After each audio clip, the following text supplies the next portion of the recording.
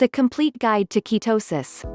Ketosis has become an extremely popular topic recently, and it's received its share of both praise and criticism. Is it healthy or harmful to be in ketosis? And if it's beneficial, should everyone be doing it? This guide provides all the information you need about ketosis, including its benefits, potential risks, and tips for successfully getting into ketosis and staying there. 1. What is ketosis? Ketosis is a metabolic state in which your body uses fat and ketones rather than glucose, sugar, as its main fuel source. Glucose is stored in your liver and released as needed for energy. However, after carb intake has been extremely low for 1 to 2 days, these glucose stores become depleted. Your liver can make some glucose from amino acids in the protein you eat via a process known as gluconeogenesis, but not nearly enough to meet the needs of your brain, which requires a constant fuel supply. Fortunately, ketosis can provide you with an alternative source of energy. In ketosis, your body produces ketones at an accelerated rate. Ketones, or ketone bodies, are made by your liver from fat that you eat and your own body fat. The 3 ketone bodies are beta-hydroxybutyrate (BHB), acetoacetate, and acetone, although acetone is technically a breakdown product of acetoacetate. Your liver actually produces ketones on a regular basis even when eating a higher carb diet. This happens mainly overnight while you sleep, but usually only in tiny amounts. However, when glucose and insulin levels decrease on a carb-restricted diet, the liver ramps up its production of ketones in order to provide energy for your brain. Once the level of ketones in your blood reaches a certain threshold, you are considered to be in nutritional ketosis. According to leading ketogenic diet researchers Dr. Steve Phinney and Dr. Jeff Volek, the threshold for nutritional ketosis is a minimum of 0.5 mmol/L of BHB, the ketone body measured in blood. Although both fasting and a keto diet will allow you to achieve ketosis, only a keto diet is sustainable over long periods of time. In fact, it appears to be a healthy way to eat that people can potentially follow indefinitely. Does the brain need carbs? There's a long-standing yet misguided belief that carbs are necessary for proper brain function. In fact, if you ask some dietitians how many carbs you should eat, they'll likely respond that you need a minimum of 130 grams per day to ensure that your brain has a steady supply of glucose. However, this isn't the case. In fact, your brain will remain healthy and functional even if you don't eat any carbs at all. Although it's true that your brain has high energy demands and requires some glucose, when you're in ketosis, there are plenty of ketones to supply a good portion of its fuel. 5 Fortunately, your liver will always make the small amount of glucose your brain needs, even under conditions of complete starvation. 6 This process, known as gluconeogenesis, literally, making new glucose, can also provide glucose for other structures that need it, such as the red blood cells and a portion of the kidneys. This system allowed our hunter-gatherer ancestors to go for long periods without eating because they had access to a fuel source at all times, stored body fat. In truth, being in ketosis doesn't have any adverse effects on brain function. On the contrary, many people have reported that they feel sharper mentally when they're in ketosis. 2. Benefits of ketosis. In addition to providing a sustainable energy source, ketones, and in particular BHB, may help reduce inflammation and oxidative stress, which are believed to play a role in the development of many chronic diseases. Indeed, there are several established benefits and potential benefits of being in nutritional ketosis. Established benefits. Appetite regulation. One of the first things people often notice when they're in ketosis is that they're no longer hungry all the time. In fact, research has shown that being in ketosis suppresses appetite. 91 study looked at people who lost weight by following a ketogenic diet for 8 weeks and then reintroduced small amounts of carbs. The researchers reported that levels of ghrelin, the hunger hormone, were suppressed in those who remained in ketosis, whereas those who were no longer in ketosis had higher ghrelin levels. Weight loss. Many people automatically eat less when they restrict carbs and are allowed as much fat and protein as they need to feel full. Because ketogenic diets suppress appetite, decrease insulin levels, and increase fat burning, it isn't surprising that they've been shown to outperform other diets intended for weight loss. Reversal of diabetes and prediabetes. 12 In people with type 2 diabetes or prediabetes, being in ketosis can help normalize blood sugar and insulin response, potentially leading to the discontinuation of diabetes medication. Potentially enhanced athletic performance. Ketosis may provide an extremely long-lasting fuel supply during sustained exercise in both high-level and recreational athletes. Seizure management. Maintaining ketosis with the classical ketogenic diet or less stringent modified Atkins diet (MAD) has been proven effective for controlling epilepsy in both children and adults who don't respond to anti-seizure medication. There is also exciting early research suggesting that ketosis may be beneficial for many other conditions, such as reducing the frequency and severity of migraine headaches, reversing PCOS, perhaps enhancing conventional brain cancer therapies, possibly slowing down the progression of Alzheimer's disease, along with potentially helping people live longer, healthier lives. Although higher quality research is needed to confirm these effects, much of the early research is very encouraging. 3. Nutritional ketosis versus ketoacidosis. Nutritional ketosis and diabetic ketoacidosis are entirely different conditions. While nutritional ketosis is safe and beneficial for health, ketoacidosis is a medical emergency. Unfortunately, many healthcare professionals don't really understand the distinction between the two. Ketoacidosis occurs mainly in people with type 1 diabetes if they do not take insulin. In diabetic ketoacidosis (DKA), blood sugar and ketones rise to dangerous levels, which disrupts the blood's delicate acid-base balance. People in ketoacidosis feel extremely ill and experience profound dehydration, vomiting, abdominal pain, and weakness. DKA requires hospitalization so that IV fluids and insulin can be given to gradually and safely lower blood sugar. In nutritional ketosis, BHB levels typically remain below 5 mmol/L. However, people in diabetic ketoacidosis often have BHB levels of 10 mmol/L or above, which is directly related to their inability to produce insulin. This graph shows the vast difference in the amount of ketones in the blood between ketosis and ketoacidosis. When blood ketone levels rise beyond a certain level, a pancreas capable of making insulin will release enough to shut down further ketone production. By contrast, the pancreas of a person with type 1 diabetes cannot make insulin. So unless insulin is given via injection or IV, ketones will continue rising to life-threatening levels. Other people who can potentially go into ketoacidosis are those with type 2 diabetes who take medications known as SGLT2 inhibitors, such as Invokana, Farxiga, or Jardiance. Also, in rare cases, women who don't have diabetes can develop ketoacidosis while breastfeeding. However, for most people capable of producing insulin, it's nearly impossible to go into ketoacidosis. 4. Tips for getting into ketosis. There are a number of ways you can get into nutritional ketosis safely and effectively. Reduce daily net carb intake to less than 20 grams, although it's possible that you may not need to be this strict. Eating fewer than 20 grams of net carbs every day virtually guarantees that you'll achieve nutritional ketosis. What does 20 grams of carb look like? Use our visual guide to find out, or simply try our keto recipes and meal plans that limit carbs to less than 20 grams per day. Try intermittent fasting. Going for 16 to 18 hours without eating may help you get into ketosis more quickly. 21 This is easy to do by simply skipping breakfast or dinner, which may feel very natural on an appetite-suppressing keto diet. Don't fear fat. Eating plenty of fat is a necessary and delicious part of ketogenic eating. 22 Make sure to include a source of healthy fat at each meal. Cook with coconut oil. In addition to being a natural fat that remains stable at high heat, coconut oil contains medium-chain fatty acids that can boost ketone production and may also have other benefits. 23 Exercise. If possible, during the transition into ketosis, you may not have enough energy to engage in vigorous physical activity. However, simply going for a brisk walk may help you get into ketosis more easily. Supplements not required. Note what's not on the list above. You do not need expensive supplements, like exogenous ketones or MCT oil, medium-chain triglycerides. These supplements will likely not help you lose weight or reverse disease.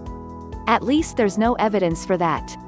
Ketone supplements do not lower insulin or blood sugar, and don't increase fat burning. 26 It's hard to believe that they would have any direct benefits for weight loss or type 2 diabetes reversal.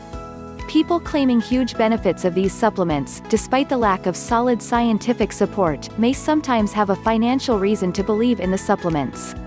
Some of these products are sold under a multi-level marketing arrangement, where salespeople are paid based on commission. The salesperson might tell you that their product is fantastic and has changed his or her life and makes you lose weight, etc. But these benefits are basically unproven. Take all such stories with a grain of salt. What these ketone supplements might do is possibly improve mental and physical performance for a short time. To the best of our knowledge, this potential and often mentioned benefit is also unproven. They do raise blood levels of ketones, an effect that can last anywhere from 1 to a few hours. We're not saying don't buy these supplements. Perhaps you want to try them for yourself, and see how they make you feel. But you don't need them to be successful on a keto diet or to get into ketosis. 5. Protein's effect on ketosis. Although getting sufficient protein on any diet is important for preventing muscle loss, many questions have been raised about protein's impact on ketone levels. During digestion, protein is broken down into individual amino acids, which trigger the release of insulin.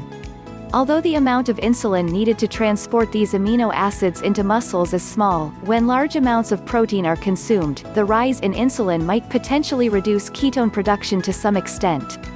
For this reason, ketogenic diets for epilepsy are restricted in protein as well as carbs, which ensures that ketone levels remain elevated at all times. However, protein's effect on ketosis seems to be highly individual. Some people do report that their ketone levels are significantly lower when they eat more than a modest amount of protein. By contrast, others may be able to eat quite a bit of protein without experiencing any changes in ketosis. For example, when diet doctors Bjartebak conducted several N=1 experiments to see how much protein he could eat and still remain in ketosis, he found that keeping net carb intake below 20 grams per day was what ultimately mattered regardless of his protein intake. Thus far, the scientific literature does not support the concern that too much protein worsens blood sugar control for most individuals. For instance, 2 studies showed a diet with 30% of calories from protein improved glycemic control. And another study found patients with type 2 diabetes eating a 50 grams protein meal had no significant increase in serum glucose concentration. If you want to stay in ketosis and still eat plenty of protein and are concerned about potential negative effects, it might be a good idea to conduct your own N=1 experiments in order to determine your personal protein threshold. It may be higher than you think. 6. What is optimal ketosis? Getting into ketosis on a ketogenic diet is not a black or white thing. It's not like you're either in ketosis or out of ketosis. Instead, you can achieve different degrees of ketosis. The definition of optimal ketosis might vary depending on your goals. For instance, treating seizures may require a higher ketone level, whereas losing weight or improving blood sugar may depend less on the degree of elevation. This chart demonstrates this visually.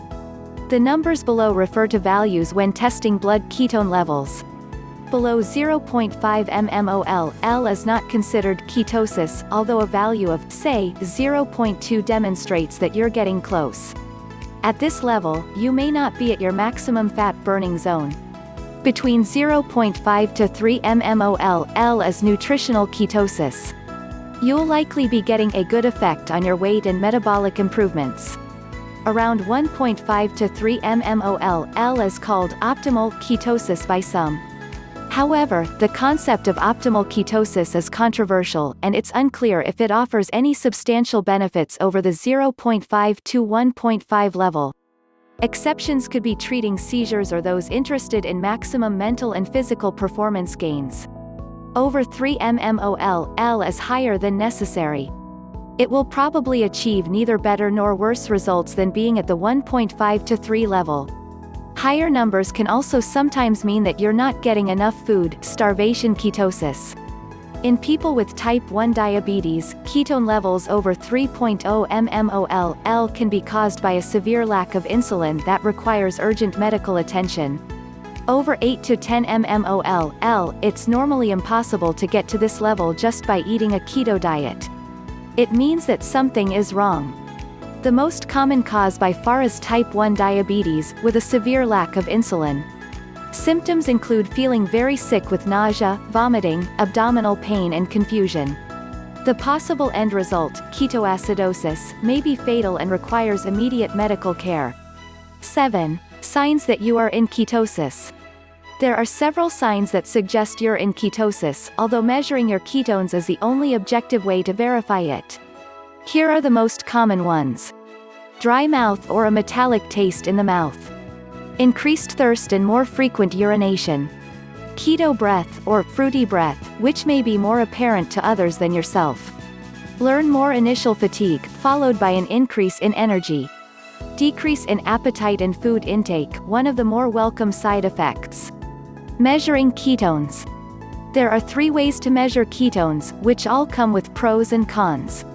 For a detailed comparison, see our full guide to the best way to test ketones. For a shorter version, keep reading below. Note that we have no affiliations with any of the brands mentioned here. Urine strips. Breath ketone analyzers. Blood ketone meter. 1. Urine strips. Urine strips are the simplest and cheapest way to measure ketosis. It is the first option for most beginners on a keto diet. Dip the strip in your urine, and 15 seconds later the color change will show you the presence of ketones. If you get a high reading, a dark purple color, you'll know that you're in ketosis. 2. Breath ketone analyzers. Ketonix breath ketone analyzers are a simple way to measure ketones. At $169 and up, they are more expensive than urine strips. But they are cheaper than blood ketone meters in the long run, as they are reusable any number of times. These analyzers do not give you a precise ketone level when used on their own, but provide a color code for the general level. 3. Blood ketone meters. Blood ketone meters, Precision Extra and Keto Mojo. Blood ketone meters show an exact and current level of ketones in your blood. They are the gold standard and the most exact way to measure your ketosis level on a ketogenic diet. They used to be quite expensive, but now it's possible to get cheaper test strips. What if you're not in ketosis? If you're on a keto diet but aren't experiencing any signs or symptoms being in ketosis, here are a few strategies that may help. Track your carb intake. While we don't recommend counting or tracking calories, it can be helpful to log your carb intake to make sure you're truly eating less than 20 grams of carb.